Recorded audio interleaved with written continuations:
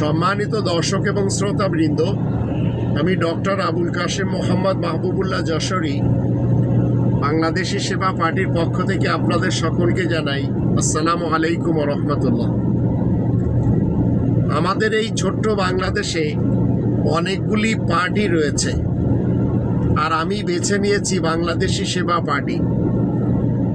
এটি কোরআনের বিধান মতে সকলের মানুষের হৃদয়ে পৌঁছানোর এবং সকলকে ন্যায় বিচার আর ন্যায্য পাওনা পৌঁছে দেওয়ার একমাত্র পার্টি। আর এই পার্টির মাধ্যম দিয়ে আমরা সকলের মন জয় করে নিতে পারি, তাই আমি এটিকে বেছে নিয়েছি। আর রব্বানি সিস্টেমের মোকাবেলায় অন্য সকল সিস্টেম কন্ডেমড।